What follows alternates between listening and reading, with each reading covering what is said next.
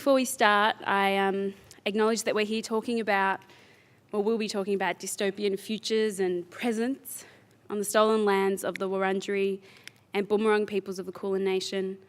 I acknowledge sovereignty never ceded and treaties are yet to be signed still. And I pay respects to elders past, present and becoming, as well as any and all Aboriginal and Torres Strait Islander people in the room. I also acknowledge First Nations writers and thinkers who have described post-invasion of this land as the dystopic future of their nightmares. Welcome and thank you all for coming. Nana, we've just been chatting backstage with a whole group of black people and we're just talking about ice cream, and now I'm about to introduce all of your accolades, which is amazing. Okay.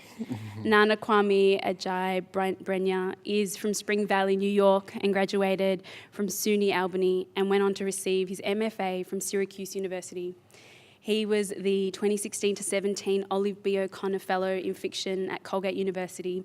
His best-selling debut is Friday Black, and his work has appeared in numerous publications, including Guernica, Compose, a journal of simply good writing, Printer's Row, Gravel, and the Breakwater Review, where he was selected by ZZ Packer as the winner of the second annual Breakwater Review fiction content. Please make Nana feel welcome. Thank you. Thanks so much. And my name is Areej, and I'm a broadcaster here in Melbourne. I present on Triple R, and that's all I'm going to say about myself because I really want to get started, and I feel like we won't have time to go through everything that I have. For those who haven't read Friday Black, it is a mind-bending collection of short stories about consumerism, race, technology, and the violence of the modern world. Its stories coincide with many of our moment's most urgent issues. You yourself have described your book as being concerned with the problems inherent to the project of America. These stories in many ways are like half a degree from reality. Why did you decide to do the dystopian thing and not just do the reality thing? First, thank you for doing this. Thank you guys for coming out here. It's my first time in Australia, my first 2 hours in Melbourne, so we just flew in right now. And it's still, I'm so jet lagged that I'm sort of not sure what's real or not. I was joking about how I've kind of I'm now seeing through time. So it's, I think if this is real, it's a huge pleasure. But with the dystopia, I don't know that I ever made a real decision to do that exactly.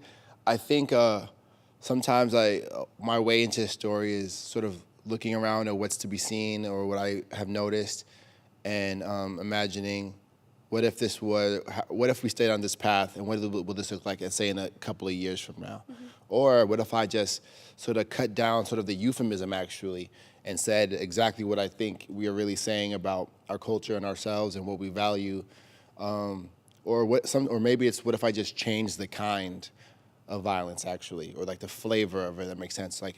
I'm thinking about that first story where 5 young black people are murdered via chainsaw, and now it becomes sort of surreal.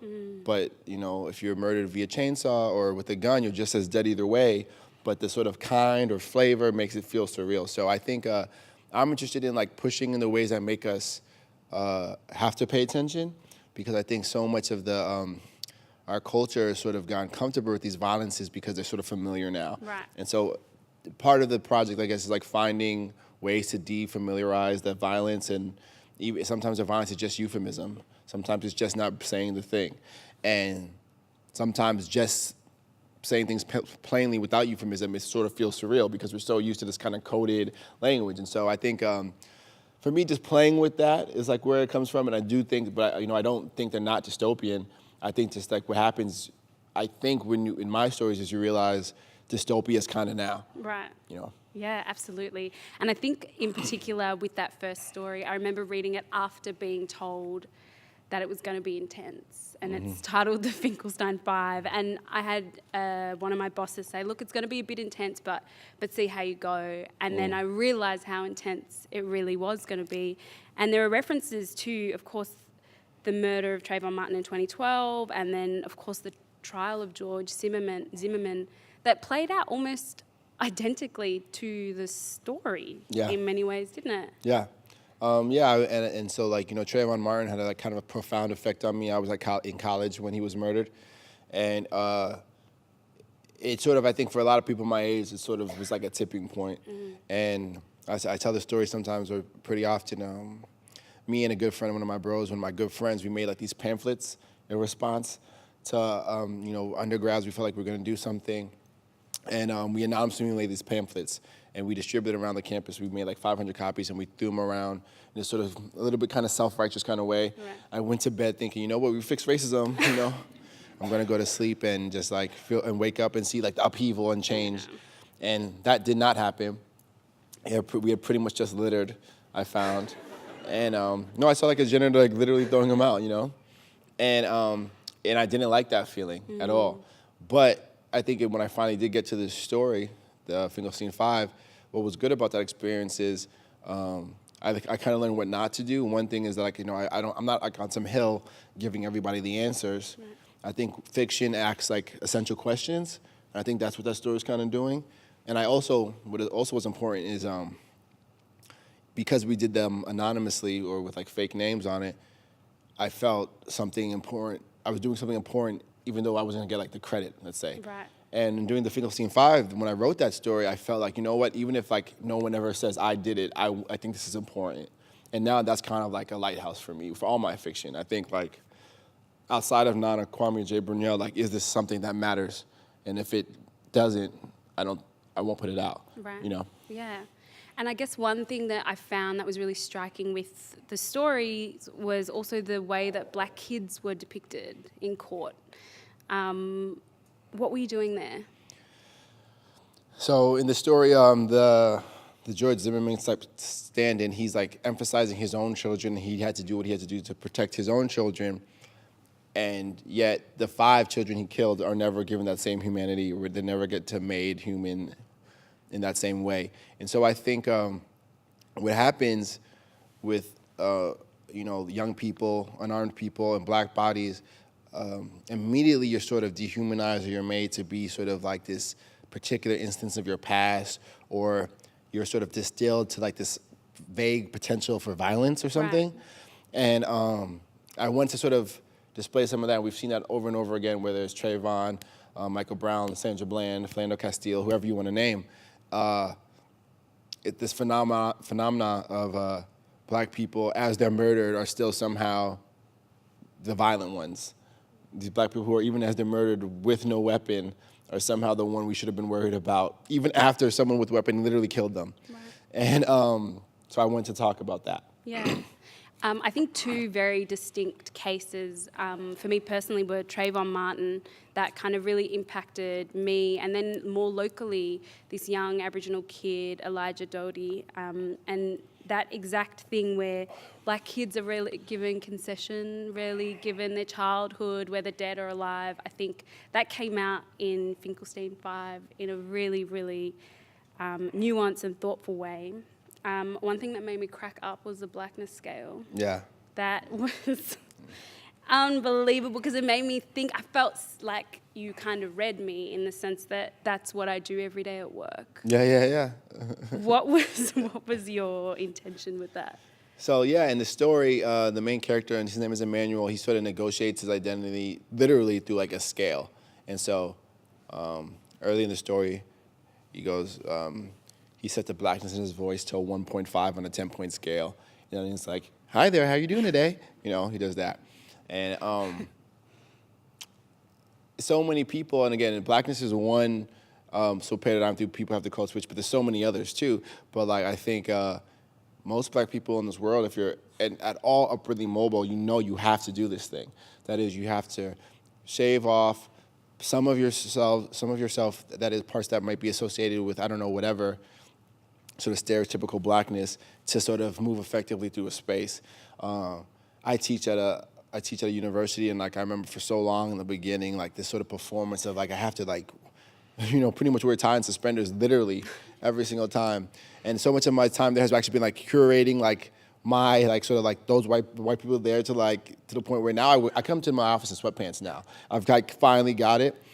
as a purposeful project, not just because I think it's more comfortable, but because I like them seeing like Nana in slacks and a tie is Nana in the sweatpants and a hoodie. You know, it's not related. And I think so much of professionalism is coded racism, actually. So much of it is like, you know, arbitrarily adhere to these standards that don't really serve what we're doing. Right. At least in my field, it doesn't at all.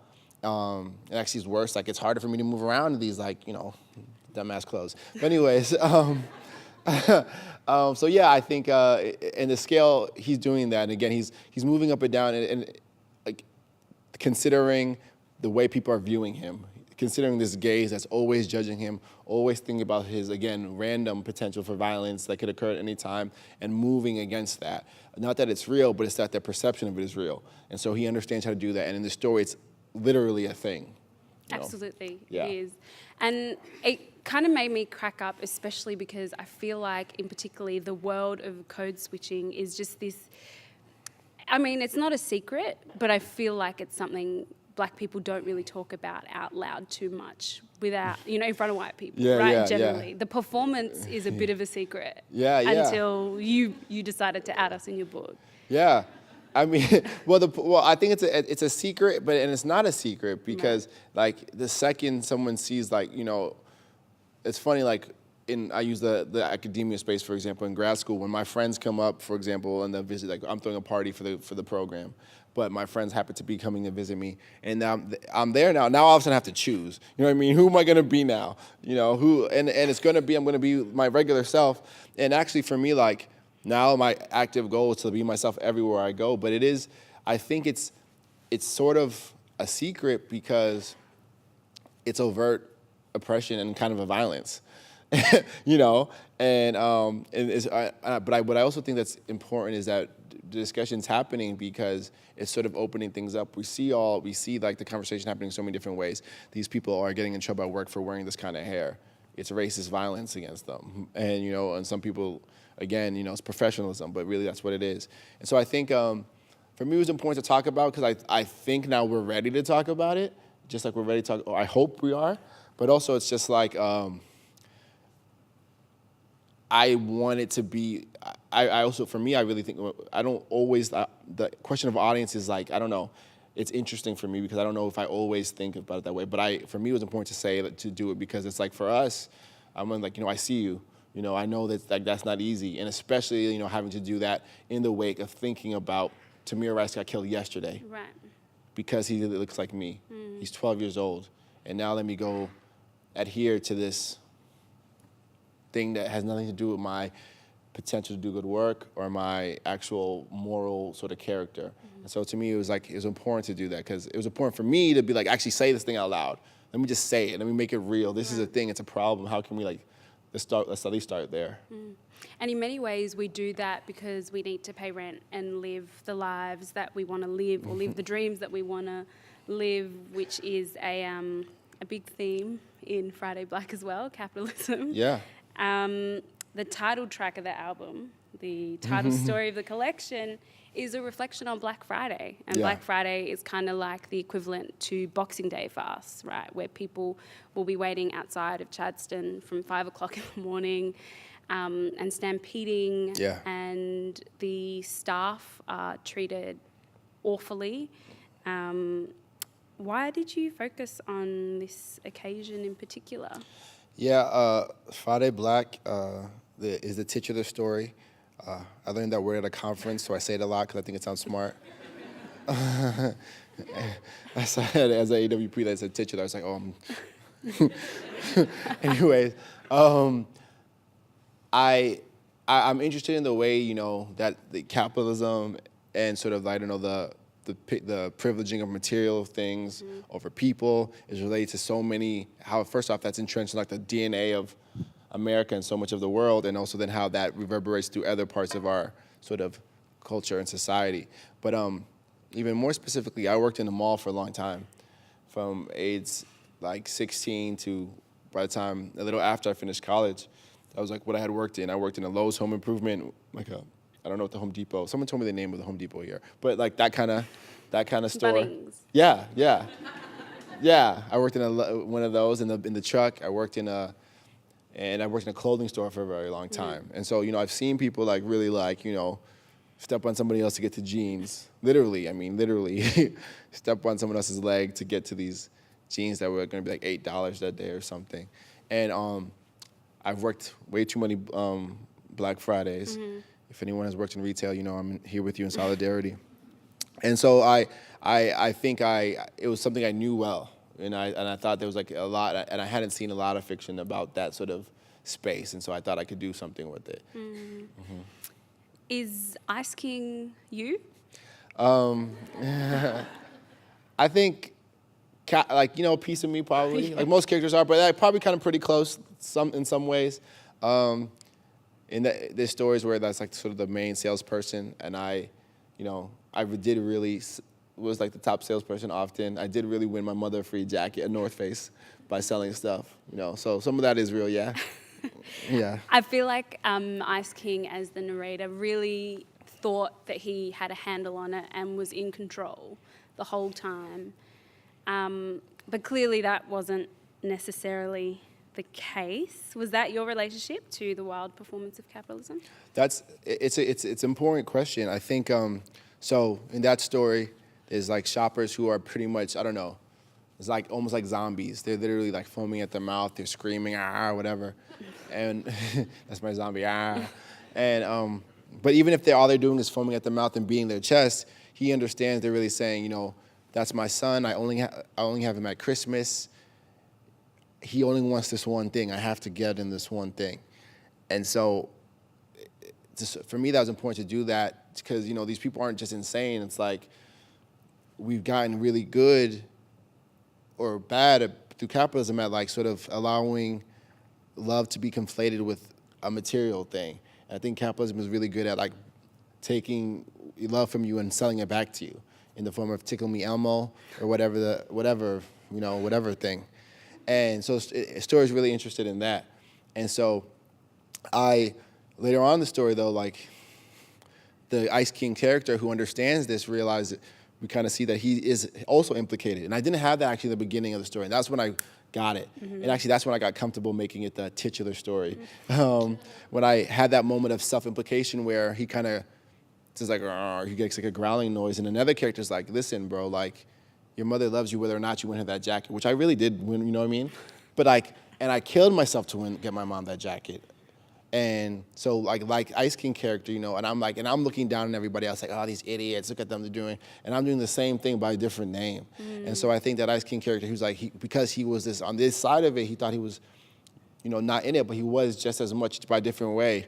If I win this coat for my mom, because that's the only way I can get it for me, those North Face, it was the Steep Tech, that was the name, I couldn't remember it, like another event. These Steep Tech coats, they were like $600 at the time, and the one I got my mom ended up being $400 for a coat. And it's like, if I can just get this thing, it'll be like, I can show her, And of course, that's not how love works, ideally, hopefully, but it's actually standard, very much standard. You love me well, what kind of ring did you buy? That's like right in the programming, And so I think that character is, at first, he does think he's outside of it. He realizes he's inside. He's just as much inside as anybody. And that was important for me because, again, I don't want to pretend I'm like outside of it on some hill telling everyone, look at you, how you're doing bad. I'm in it the same way, I felt bad because I didn't have Jordans or whatever it was and like try to kill myself to get them. And so, it's just about like, I think seeing it and being like, asking the question about it, can we do better? That's it, that's the word. I also worked in retail and I remember the ultimate guilt of selling people things that they don't need. And that is the shit that I took home with me every day. That was like the labor and the real guilt of working in retail. Yeah. It's awful.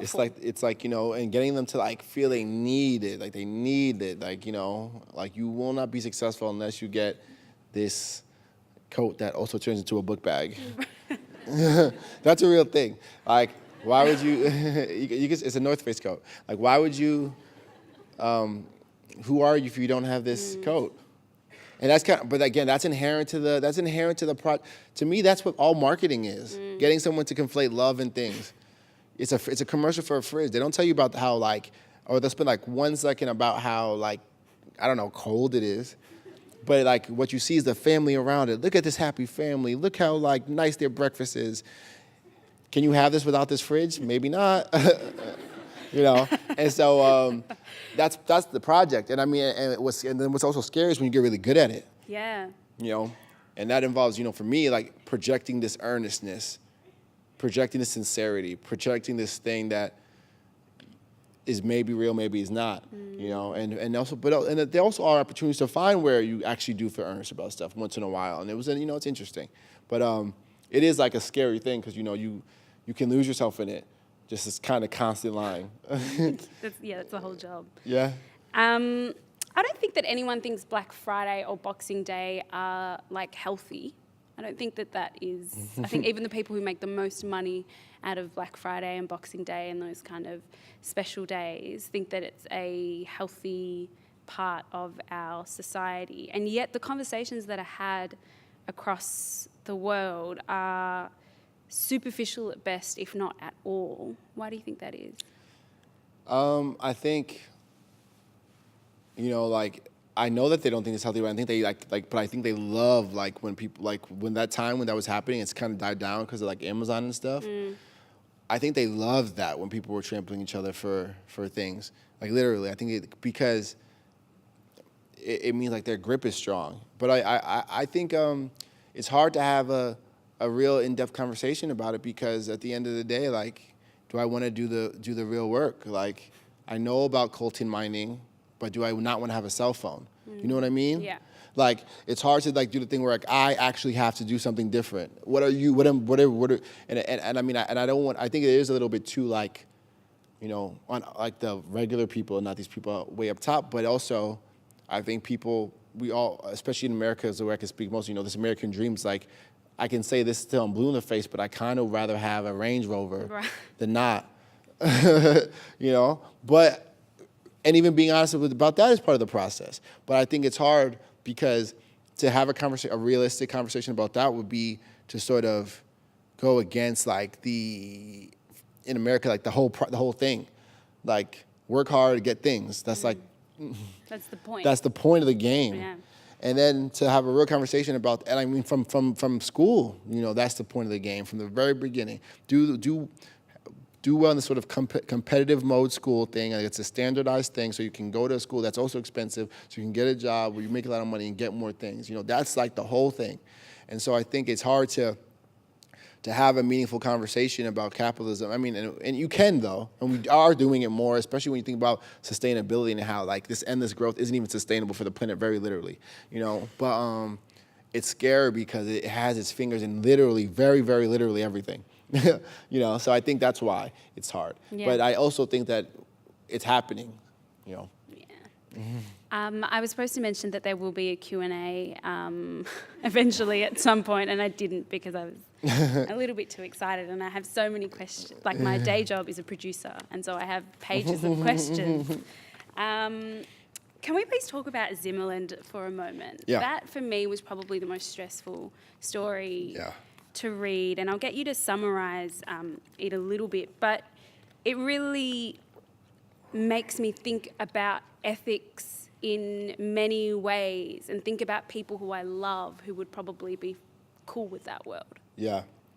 In Zimmerland, patrons can sort of pay to enter this almost theme park where they get to sort of enact these scenarios, and what ends up happening is white people come and like pretend kill the protagonists over and over again because he's like a loiterer or someone up to no good. It's kind of like a Trayvon Martin. Mm-hmm.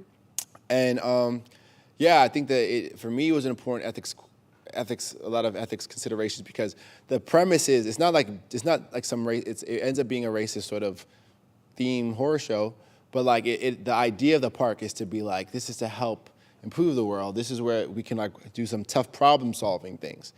And I think there's a lot of more implications that I think come with that. But for me, one that's interesting is like, as an artist that employs violence in your work, there's one for me, you know, that is like, the worst version of my book is Zimmerland.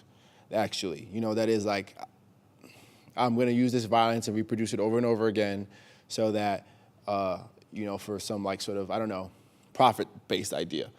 And I like to think a lot about how like violence is used. I reference this talk by a writer named Roger Reeves very often.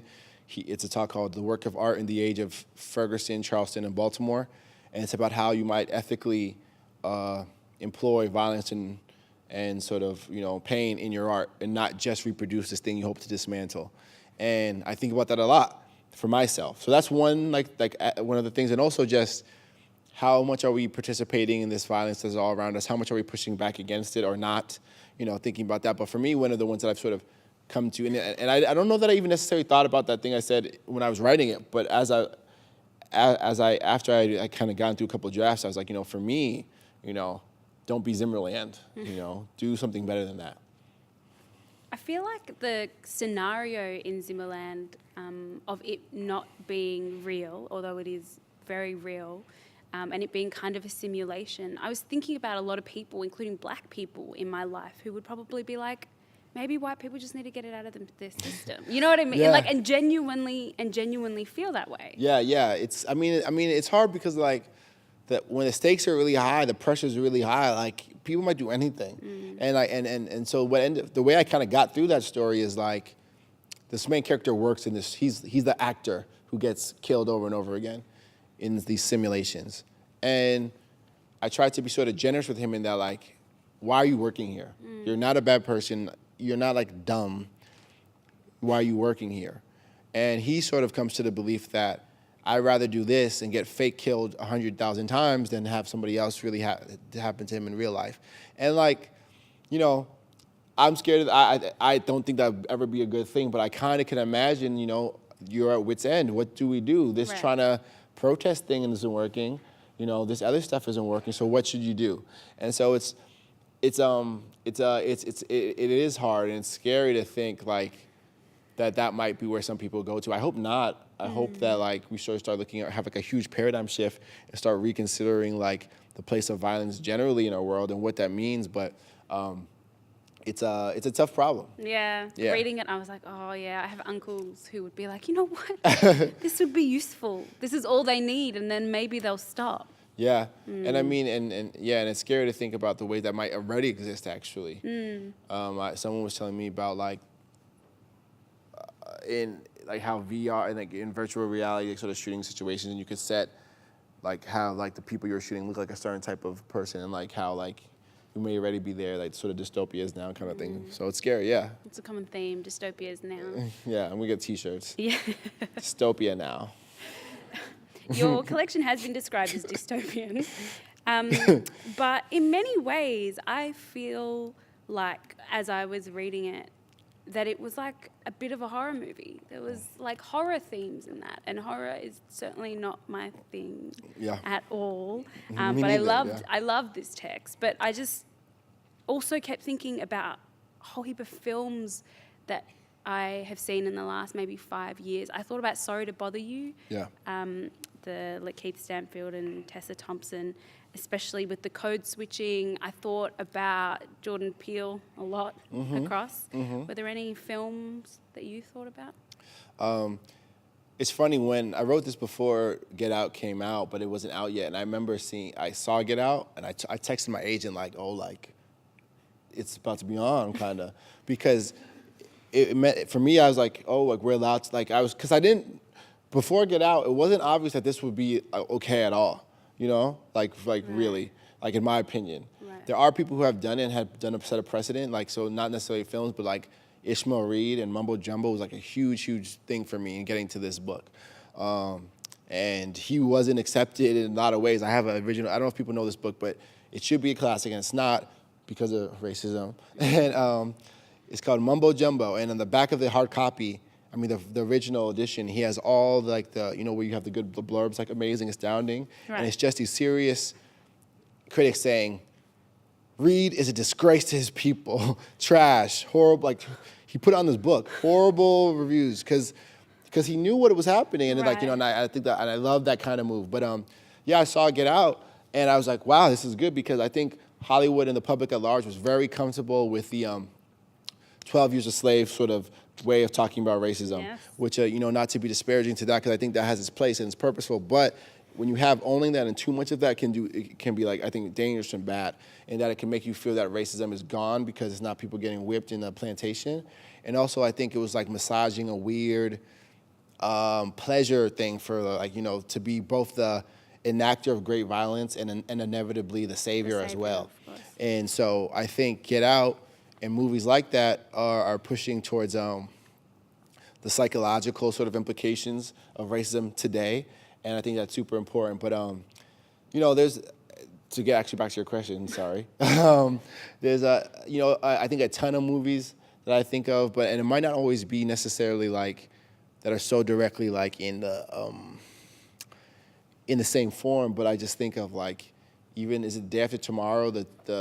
I watched that when I was writing the last story, the one with like a day loop, like Groundhog Day. I watched Groundhog Day to see like sort of the way I already knew I wanted to do a loop story. Mm-hmm. I had never seen Groundhog Day, just seen a bunch of parodies of Groundhog Day, and I watched that to just think about it. So I watched a couple different movies just thinking about structure stuff, actually, thinking about how I could tell maybe more than one story at once. And I mean, obviously I was an MFA, reading like a ton, but sometimes I would watch movies to think about, okay, this is how they pull this sort of strange, out there structure thing off. Yeah. Yeah. Okay, I want to get off topic for a moment, and we're not going to talk about your book for the next 3 minutes. Okay. From one Black Harry Potter fan to another, I just want to know what you think about J.K. Rowling's sudden need to tell us everyone in Harry Potter is either black or queer or both. Yeah. That's a funny question.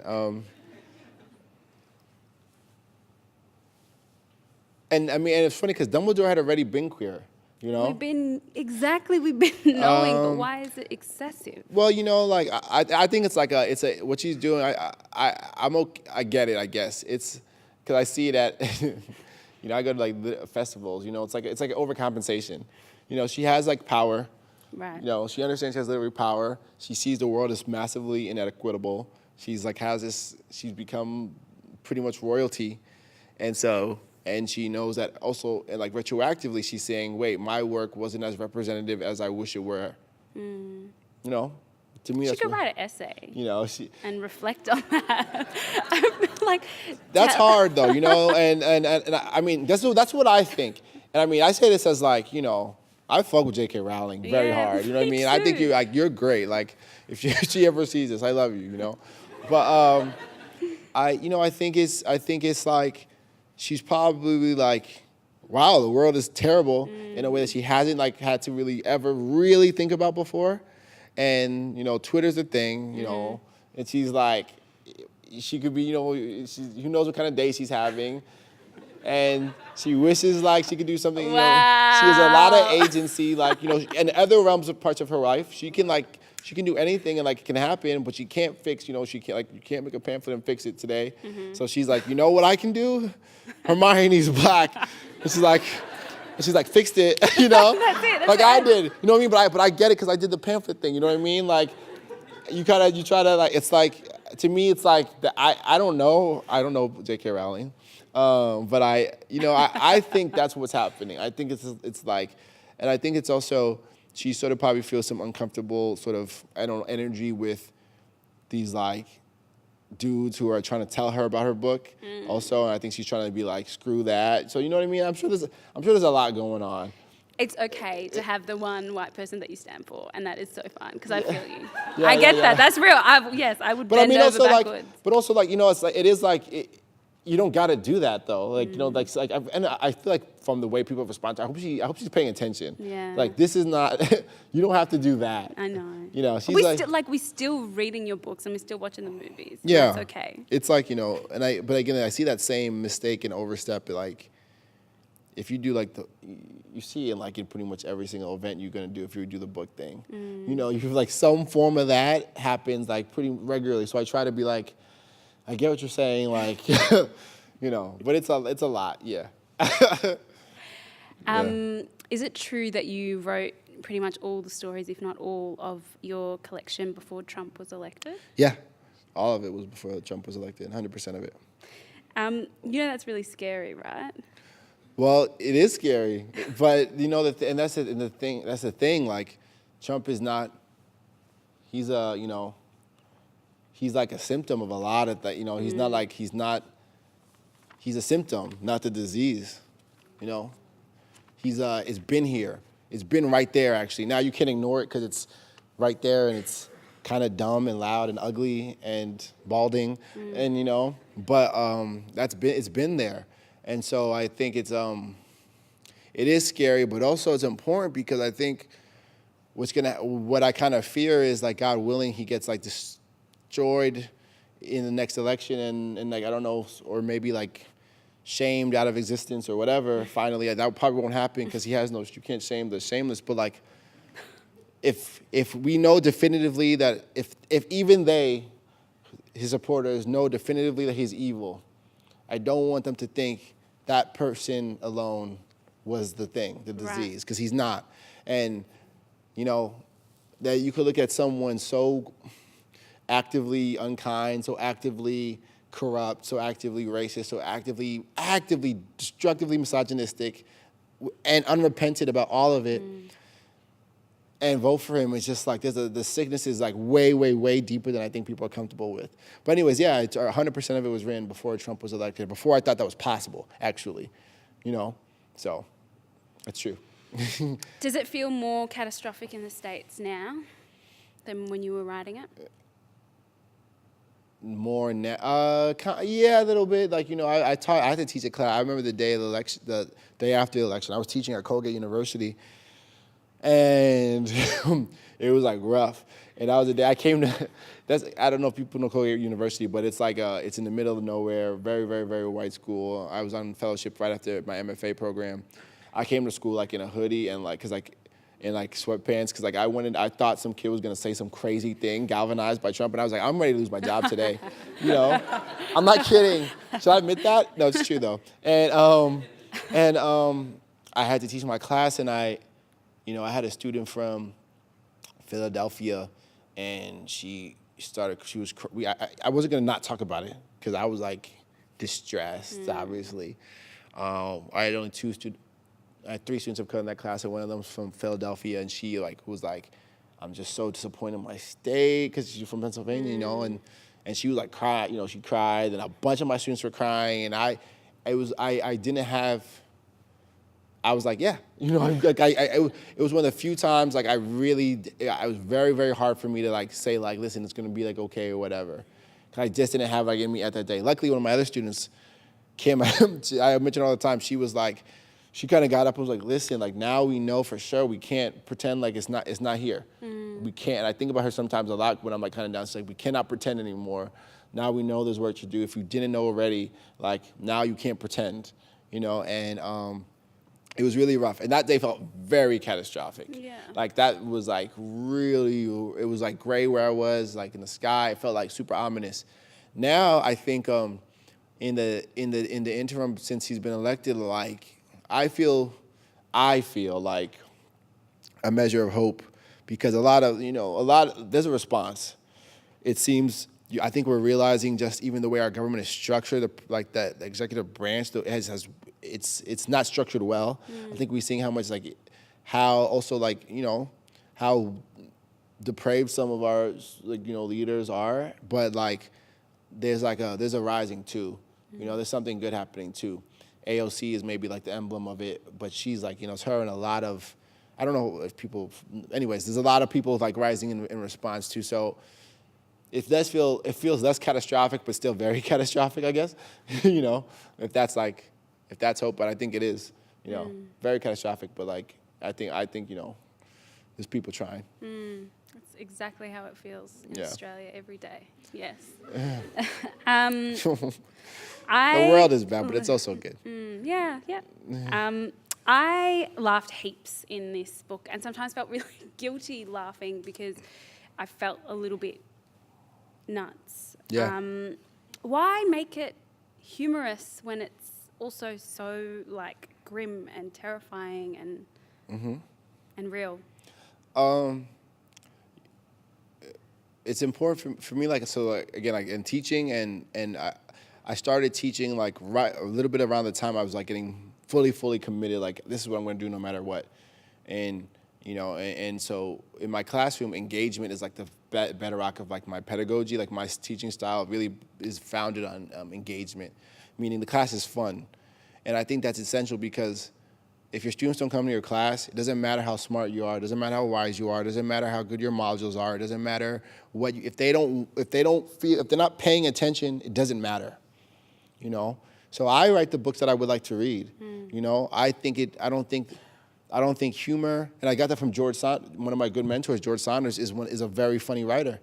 You know, I took one of my favorite language sentences in all literature, and I offer it without context because it's funnier that way, is, and this is a real sentence from a story of his that's serious.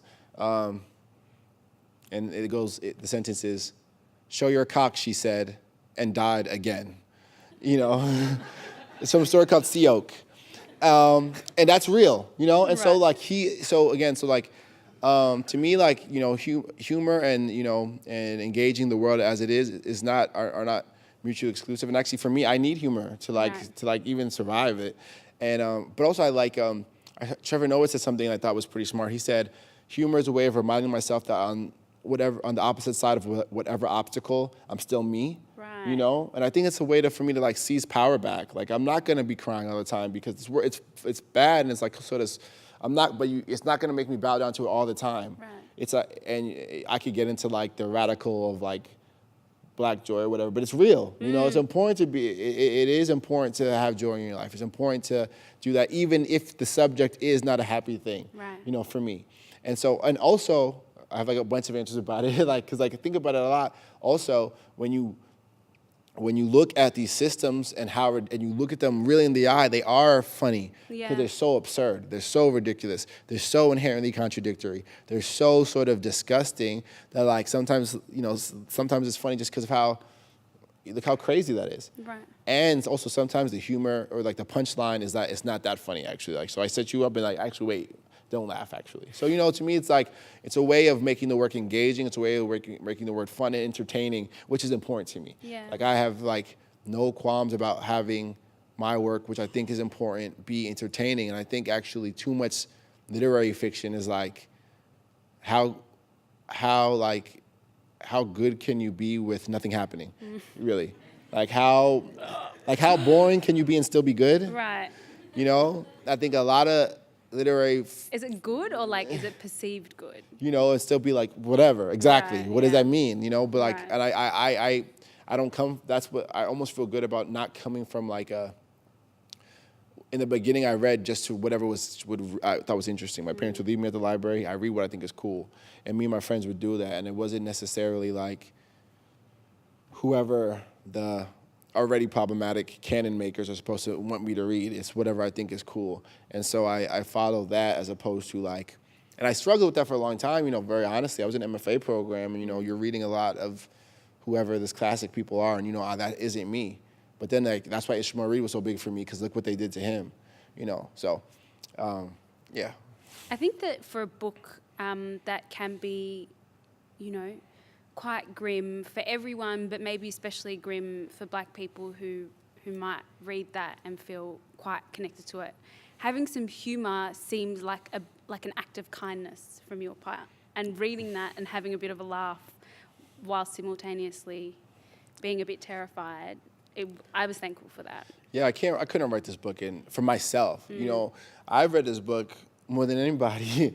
You know, I got to read that story 1,000 times. I read the Finkelstein Five literally like thousands of times, you know, over several years.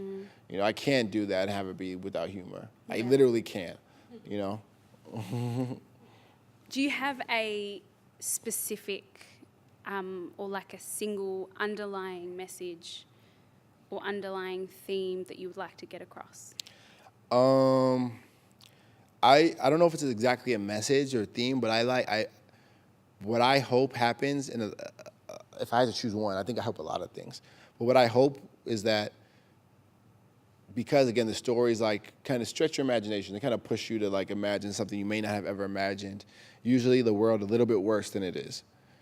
but you can understand it, you can perceive it, you can see how that might work. I hope what happens in response is that people use that same muscle, but think, okay, wait, we can imagine a world a little better, So I think for me, what I hope happens if I have one is like that people's imaginations get stretched and get stretched towards making this world better. And I think that's, for me, like that's an essential part. Like imagination, I think, is key to any type of real change. All right, well done. Thank you. Thanks. Thank you guys. Right on time for that. Thank you. Right on the green. Right on it. Listen. Yes, if you have Hi. a question, yes. Just on retail, there's a Melbourne author named Max Barry. And years ago, he wrote a book called Jennifer Government. And in it, there's two advertising executives who decide that in order to sell sneakers, they'll shoot kids. Right. And every time there was, violence in a sneaker queue, people would go, oh my God, the thing you wrote is happening. Yeah. And then I was thinking as well, because I saw Tina Hussey-Coates here last year, and he became the person that people go to going, well, you're the person we're going to go to because you're that voice. Yeah. So this is your first book. Yeah. And it's a collection of short stories. And you get seen as an important author. So how does the weight of that and what comes next work with you? It's a good question. I think I try not to think of it hardly at all, ever, if I can. I'm already stressed out,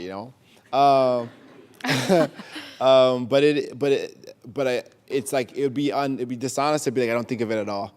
It's way different, Prior to this year, the people who had read any of my work were like me and my Facebook friends. Now, I can't overstate, like, I'm up here and it's like, haha, it's cool, but I can't overstate, like, for me to be in Australia behind, like, book stuff is, like, crazy. I spent, like, most of my life within 150 miles where I was born, Like, this is, like, actually, like, sort of insane to me. So to that point, though, I think it, I told my agent and my editor, like, I very actively hope they never, like, deem me, like, public intellectual, where you have to, like, you insert a quarter and then someone gives you, like, on the spot, like, policy answers. I don't want to be that. I think I try to ask important questions with my work, and I engage, like, in the spaces that I am in, like, just as earnestly as I can. And then after that, like, it is what it is. I'm not gonna have all the answers. I'm not gonna always be right. I'm gonna try my best, but that's all I can do. And I'm gonna try to do it with my work. But I do think about, like, how what's gonna happen with my next stuff. But I try to remember those. For me, like, the shortest story in this book is called Things My Mother Said. It's very short. It's not overtly about. It is political. I think all stories are political, but it isn't about, like, race in these direct, obvious ways, I think, or racial violence, actually. It's not about that necessarily, even though I could say maybe it is. It's not about that necessarily. But I wrote that story because the prompt was write a story to save the world. And I think it'd be the least obvious for that. But, like, for me, I think just representing, humans, or what I think of humanity in its real, honest way, is doing the important work. And so I do think there is sort of a burden that comes with the thing I'm sort of, I don't know, anything. If I have a mic in front of me, I think there is something there. But I try to use it, for me, it's like, how can I, like, make sure that other people who haven't had the mic get to be heard? So I always try to mention, like, Nafisa Thompson-Spires and Jamel Brinkley and these great writers, Tommy Orange, these great writers who are doing stuff right now. Not just so it's like, look at them for the answers, not me, but, like, also because I think they're doing great stuff, So it's tough. It's not easy, but I try to, like, take some pressure off. I wrote a book, and I wrote just as honestly as I could, but I don't, I'm not that I am not like I don't think of myself as a critic, and I'm not a policymaker, like, yet, So I try to be easy on myself because it's already too much, Thank you. Thanks very much, and thanks for writing the book. It was an amazing read. Thank you so much. As I was up here, something struck me that resonated, and there was this phrase I heard from a poet, Caroline Forche, I think is her name. I teach what's her call it? the colonel in like every class. Oh, awesome. And she has a phrase called poetry of witness. Yeah. And it strikes me that this is kind of what your writing is like as well, this witnessing of this moment in history. But I'm curious about your path to becoming a writer, and was there a moment where you thought, yes, this is exactly what I want to do, no matter what? Yeah, I didn't grow up around writers really. Also, and my parents are both Ghanaian immigrants, so like that wasn't like an option really. It's not a thing. I joke with my friends. I feel like, I'm like, I finally figured out how to get your very immigrant parents to co-sign your artistic career, and all I had to do was like get a profile in the New York Times. And I was like, now they're cool with it. My dad's like, my son is an artist now, But anyways, sorry, the poetry. What was the question again? I myself. The comment was a little bit about poetry of witness, but also like was there a moment where this writing stuff was what you felt like? I didn't think I didn't know it was an option for a long time, and then I went to but I wrote though, just for myself, and me and my friends. I kind of almost orally kept up these like sort of manga-esque stories. And I think I knew I loved story, but I didn't understand like a person like me could do the thing that made the things in the library. When I finally, a bunch happened, and I did it because it was free. That's why I got into it, Library's free. I could take my dad's legal pads. That was the price I could afford. It was free. And so when I went to SUNY Albany, a woman named Lynn Tillman was there, and also Lydia Davis was there. I don't know if people know Lydia, they were both there. And then Tillman, though, really took me under her wing. I was like, I want to be a writer. I came up to her office. Like, I worked up the nerve, and she was like, okay. She handed me Grace Paley, Baldwin, George Saunders. She said, come back next week. And we had like the sort of unofficial sort of thing like that. And that was really key for me. Mostly just in her seeing me and like taking me seriously was big. And I worked with her. I did workshops with her. I kind of started to like think and mostly just in seeing her as a human being made me see, okay, this is like a possibility. And I think to myself, sort of secretly, I put like a lot of pressure on myself to like have this happen like right then, because I was gonna like fix my family's like I wanted money, which obviously I didn't understand writing as a profession. But I was like, this will be the thing I do to like save everything, And wrote a bunch of bad stories, obviously, for a long time. Had, bunch of years of trying to submit stuff and getting exclusively rejected. I finally got into, but by the time I was done with college, I had worked with her a lot, Lynn Tillman, that is, and I got into the MFA program at Syracuse, which I applied to because one of my favorite writers, George Saunders, was there. I got into the MFA program, and then from there, a ton of crazy setbacks and feeling inadequate, the whole story. And I worked on my thesis there with George, my third year, and I was able to get into the fellowship at Colgate following that. And at Colgate, again, I'm skipping a bunch of breakdown and sadness just for the the constraints right here. And I'm gonna do like the happy montage. And, just so you know it's real, yeah. And then I got my agent in like January of that year of 2016-17. And I remember I was like, I need this now. My father had just got lymphoma, and to me that's really connected to like the book actually. And she sold the book in 3 months after I signed with her, and then now I'm in Australia somehow. Yeah, sorry that was like long. Thank you. Hi. Hey.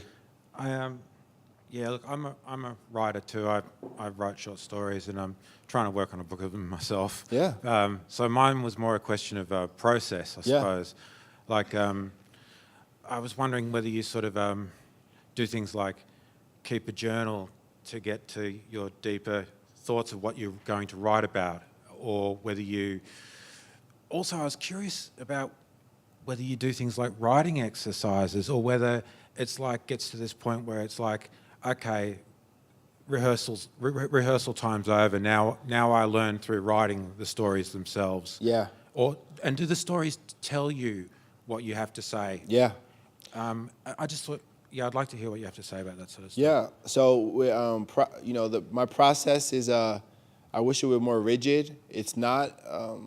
I'm kind of like a binge writer, and like and right now it's really hard because I'm all over the place. But ideally, I'm good. Like this summer, once I'm free, I'll do this thing where I was doing like 1,000 words a day. No matter what, I try to get to 1,000 words a day, and I was like able to focus on that, and it was really important. So that's, but I'm not like, I don't have like a strict day thing, you know. So that's one part of it, and then I don't know, I'm trying to think of the second or first part, which is better.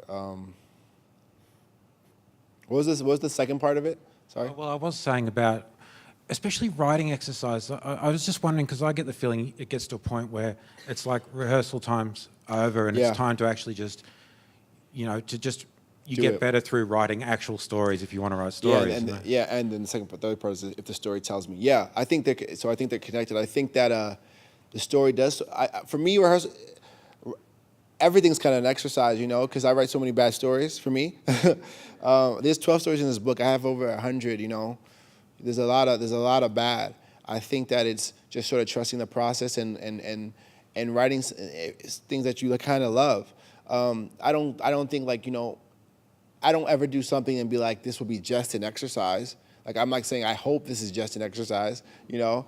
I try to do something, and I'm not like afraid of trying to write from a prompt. I rarely do, because the next thing I'm doing is gonna be a novel, so, you know, I'm kind of in it for a while, but, you know, I don't ever like anymore aim for exercise. But I did an MFA program, so I had 3 years of sort of doing that, dedicated. And even before that, I was like pretty serious about it in college. So I kind of did, I guess in some ways maybe rehearsal time is over, but I think more what it is that like I have specific stories that I'm interested in telling.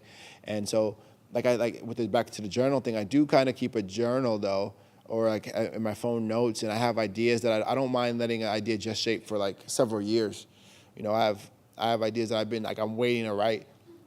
And that connects to the latter part. Like I do think a story sort of tells you when it's ready. For me, what it is like I wait till like I get like a character's voice, actually, like specific voice.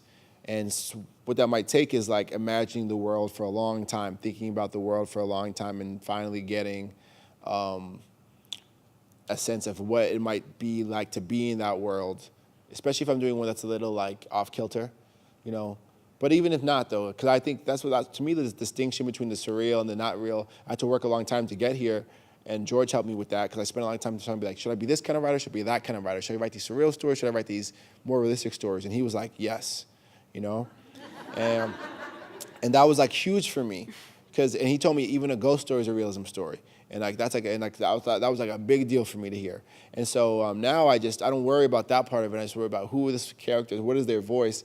And they usually do, I think they kind of come to you and they start telling you, you know. I think trusting the story and kind of getting out of its way, focusing on the line level, to me, very much the line level, like that's where the power comes from. So, yeah, that's how I kind of do it, or I try to anyways. Can I ask a supplementary question?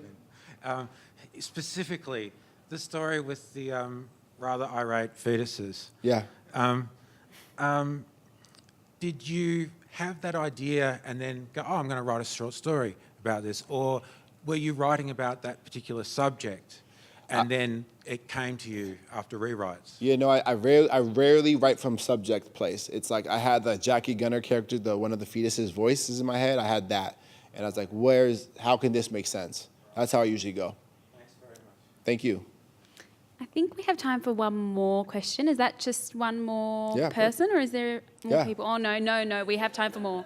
It's okay. Yeah. It's just some black people.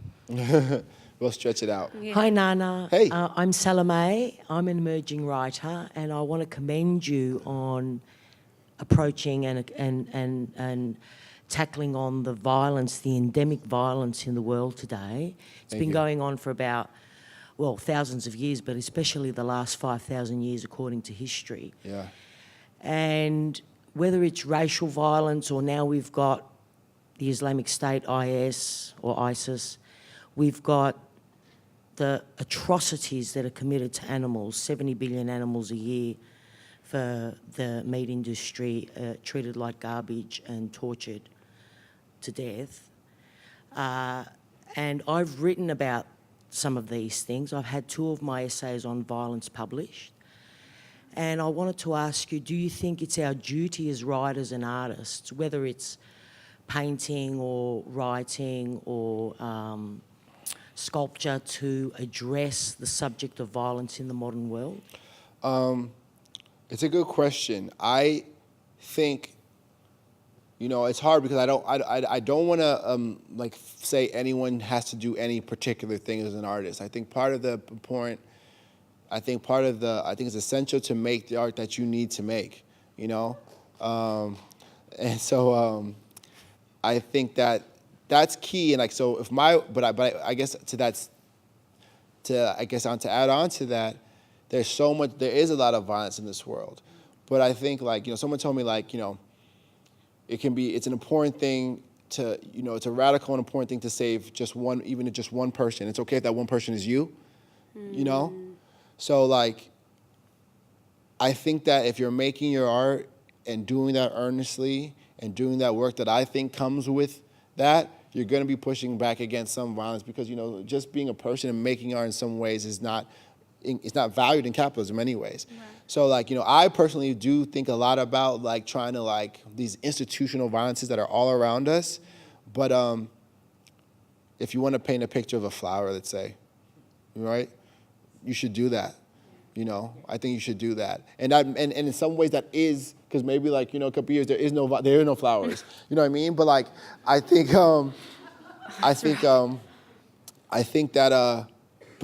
in some ways, I think you are pushing against that violence by doing it. If you're really doing it, you know what I mean? The way I think about it. So I guess I don't think that, I think in doing art, I want you to like, I think you should present your essential self and whatever that means for you. And I think often it will involve sort of pushing back against like pretty intense violence because there's so much of it. Thank you so much. Yeah. All right. One last question. Hello. Hi, Nana. Yeah. Hey. My name is Kim. I'm a U.S. Latina from California, newly living in Melbourne, which can feel sometimes as surreal as some of your stories. But reading your work made me feel like home again. Oh, wow. Thank you. In a really great way, so thank you. My question is about the ending of the Finkelstein Five. Yeah. When the main character reaches peak blackness. Yeah. At the end, in death and in the choice not to participate. And I was like, yo, I have so many questions about that. But I'd love to hear a little bit more about why you chose that bit there in the end. Right. So right at the end of the story, spoiler alert, I guess, his blackness goes to, I feel bad, a 10 out of 10, and something else happens to him. But for me, what was essential was that even when he sort of starts disengaging, he's still at a 10 out of 10, and whatever happens to him anyways, even after he sort of like begun to disengage. I wanted to have him like really try to see like, man, maybe the answer is this rage. Maybe if I act out, and also maybe finding that was not exactly the answer, maybe. Not to say that it wasn't like not a valid, like, I understand him and especially Boogie, for like, this is the only answer that is available to us. And I think I understand that, but I think for him, he thought that it kind of was maybe a pit that led to nowhere. But what was also important, that like, it didn't help him with the feeling that was exploding inside of him. It actually just helped it explode more, which again is, I think, an interesting thing because like, I don't think the namers are like crazy, That's it. And then so like, but what's also important, I think, is at the end of it, after whatever happens, he goes, the blackness goes to nothing, as opposed to 0.0. Because I went to like kind of remind ourselves in the video, this is like a construct. That's not a real thing. Especially like he's negotiating against the stereotype of these people who fear him, and that's where he's kind of moving from. So to me that was like what I was sort of trying to get at, I think about it now as we're trying to like adapt it maybe. I think I could do it even a little better. I spent so much time with that ending, and I still think, you know what? I think there's little things I would tweak. I think like the way, anyways, there's some stuff I would change, but like that's what I was trying for. Super honestly. Thank you. Last one? Last one. Hey, thank you so much for this. So my sister gave me this book to read, and I actually opened it. I didn't know what it was about. She said, read it. And I opened it like the morning after just going to see Us, and my mind was already just like, wow. I thought my jaw could not drop any further, but then I got to the last story, and it just really blew my mind. Could you please tell me more about like the inspiration for Beyond the Flash? Yeah. And how do you say Queen Amma's name? Is it Amma or Amma? I say Amma. Amma, okay. Like she's, yeah. Thank you so much. The last story, it's one of my favorite stories, I think, in the book. And when I finished it, I feel like I had a full book. It's a lot, it's hard to explain quickly, but this group of people is in a town that every day is gonna be destroyed by like nuclear annihilation. And like they're in a loop. It's like Groundhog Day, but instead of that, nuclear bomb comes at the end. And also, instead of just one person being aware, everyone is kind of aware. And the process of becoming aware that that's happening is kind of remembering through the Flash. I kind of wanted like to have like a badass 14-year-old girl be like the most bad person in the world, you know what I mean? Like coolest person, like strongest and also baddest and also now the best. So like this character, she, besides also remembering through the Flash, different people are like becoming different. And her thing is like she's becoming super strong and like lethal. And for a long time, she uses her powers to be like evil towards everyone. But with that story, I got the chance to, everyone's sort of immortal. Even if you die, you come back the next day. Everyone comes back. And so what I got a chance to do with her is like, what if someone could like get to the very end of evil? She's kind of gone all the way, like in life, it's hard to do that, you know. Usually you'll get killed or something by the time you can get so far. But she can go all the way, you know, like she just as bad as you can imagine. And she's been there and she knows like there's nothing there. And so now she's kind of trying to reform herself. And there's other people who are similarly powerful and she's kind of like can see that. And so now I want to have someone who like could have the potential to like go all the way through evil and have that be our protagonist and still see like what that means for us to like identify with them. And also I wanted like a young black girl to be like the strongest also.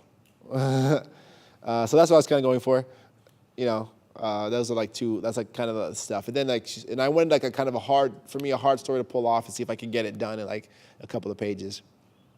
Thank you so much. Fabulous. Thank you, Aisha. Oh, thanks. Thank you guys. Thank you so much for making the voyage and coming to chat with us about your book. It has been a joy. Thank you so much. Thank you guys. I appreciate it. Thank you.